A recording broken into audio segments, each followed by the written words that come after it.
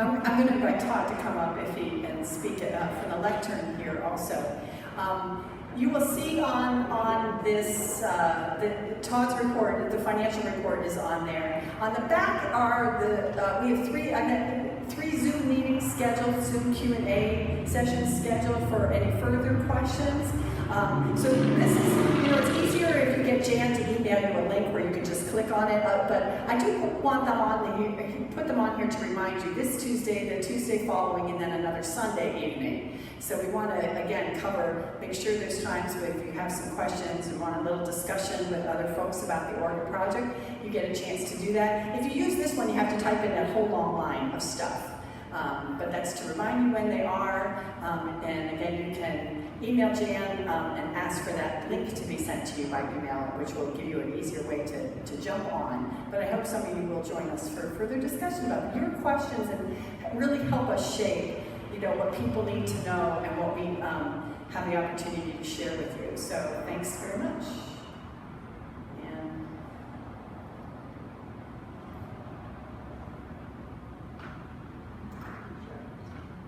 Oh, okay. He's got a pen in case you say something that needs to write down. Yeah, in case anybody says something profound, I want to make sure I write it down.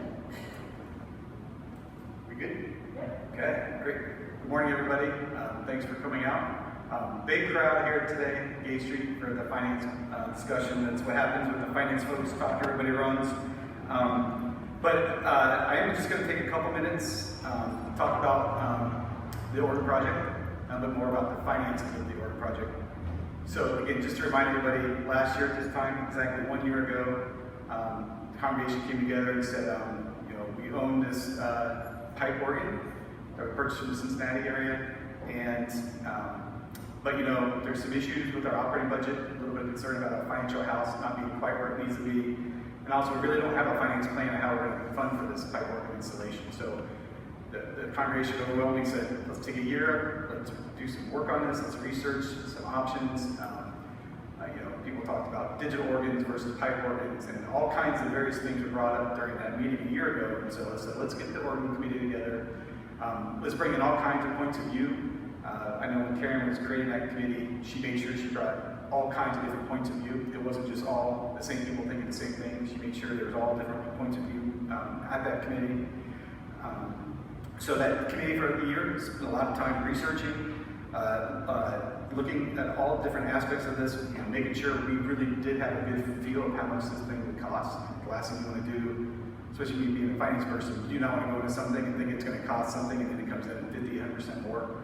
We want to be very careful with that, so we took our time with that. Last week, if you were here or listened to the recording, you heard Sherry talk about, the first item we talked about last year, our financial house. Is it in order? Are we having a balanced budget? And based on everything we're seeing, even though we're in the middle of a global pandemic, the finances look good here at the College for the Outreach. That was the first thing we were talking about last year, is we got to make sure that's in order. If we're running huge budget deficits, this is probably not something we should be doing. So, and then again, the second thing we promised everybody, we come back with a finance plan. So that's what I'm doing today. We discussed all kinds of aspects of financial plans. Usually, when you talk about funding something, it's where are we going to get the cash to do it. And so usually it's for like something like this. It's fundraising. Do we have cash just laying around at the church? Are we going to do some debt? So we kind of went through the pros and cons of all those different aspects of funding plan. When we looked at the debt portion, we talked about, should we go ahead and fund the entire project from debt? Maybe we should just do half of it from debt, maybe not use debt at all.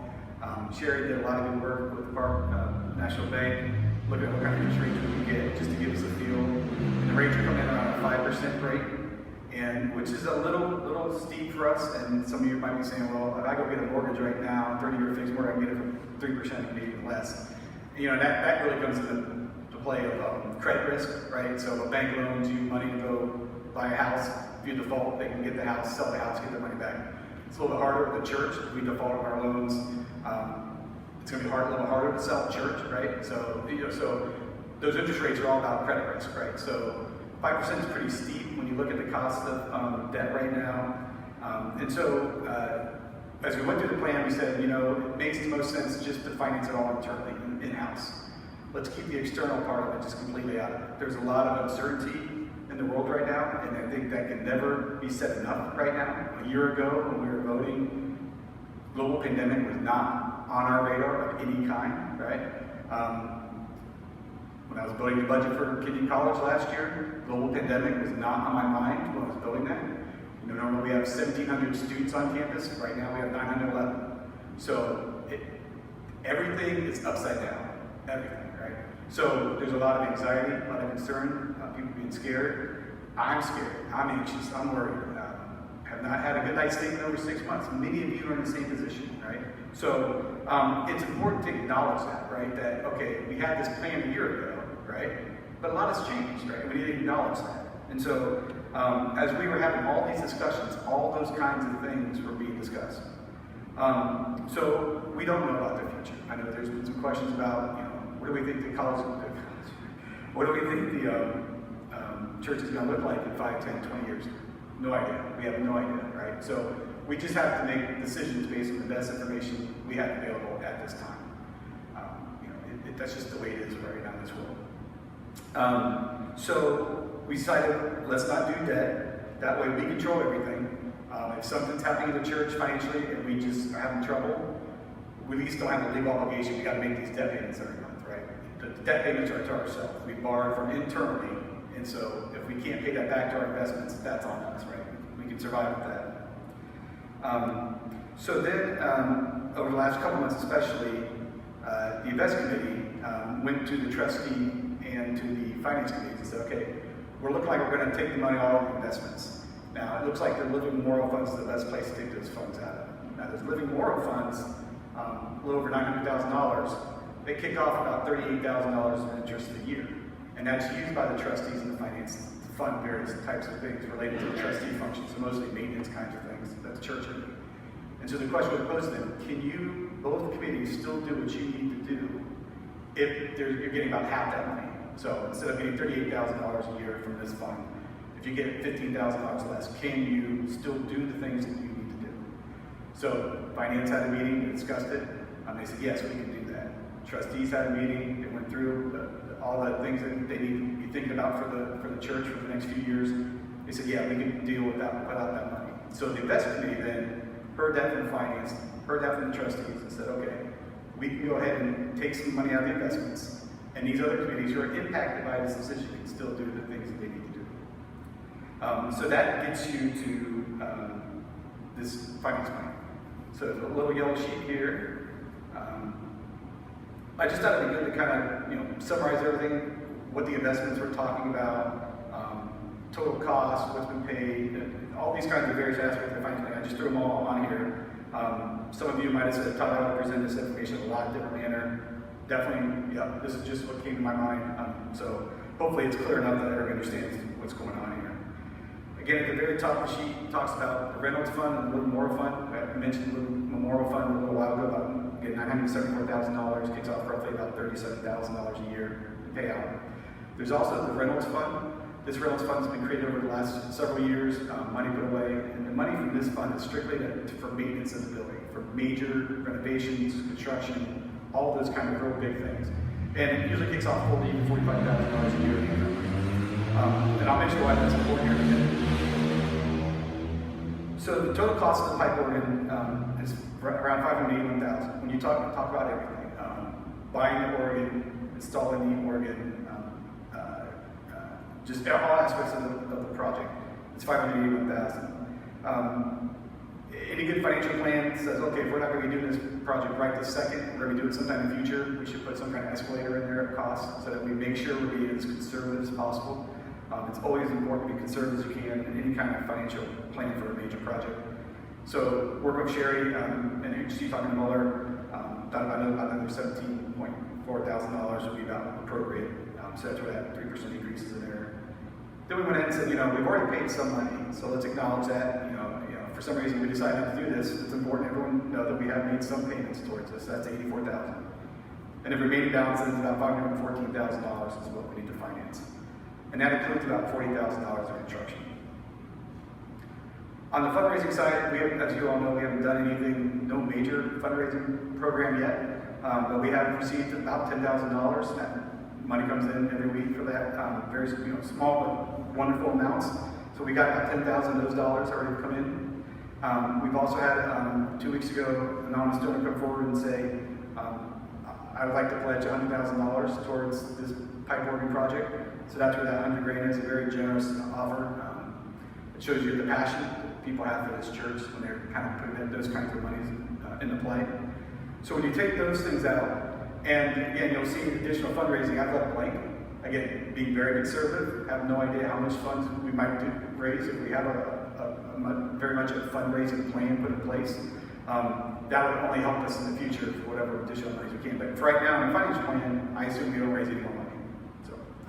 So if that's the case, we have about $400,000 left to pay. Of that, about $40,000 is construction related. I did speak to Ken Reynolds several months ago and said, about this project, and there's a construction component to it, and would you be comfortable if the income from that fund would go to help pay for that construction piece of the project? So yeah, that's what that money's for. So, talk to the Reynolds family, they were fine. So we would take $40,000 that comes out of that Reynolds fund and use that towards construction.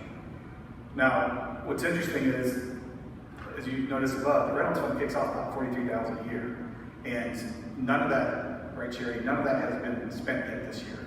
So you'll see the note to the right is, we have this $43,000 coming out of the fund to be used for construction related or maintenance for the building.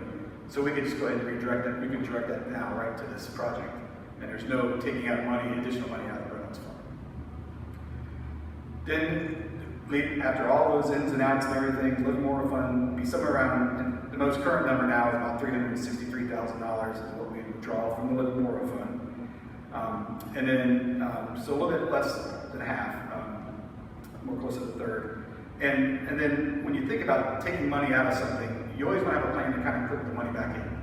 And so that's what these last 4 items are kind of talking about is, if any fundraising does take place, which is our expectation if we move forward with this project, that any money that comes in for the organ would be plowed back into the Live Memorial Fund. Now, if we hadn't pulled the money out of the Live Memorial Fund yet, and those fundraising money would come in, we would just use those to pay the bills. But if we already pulled the money out of the Live Memorial Fund to pay all the bills, and there's fundraising coming in, it just goes back into the Live Memorial Fund. So it's all about timing of cash there. The second one, what we're talking about there, we've had a conversation with the finance group, Sherry and her ropes groups, and Sharon Bowers, is if we have operating budget surpluses, let's earmark those and say, unless there's something really critical going on that we need to spend that money on, we're going to direct any operating budget surpluses back into the Live Memorial Fund. Item 3, occasionally unrestricted money comes in, things we weren't expecting. People say, use this money for whatever purpose you want. Some people say, especially in the states and stuff, put this money in the Live Memorial Fund.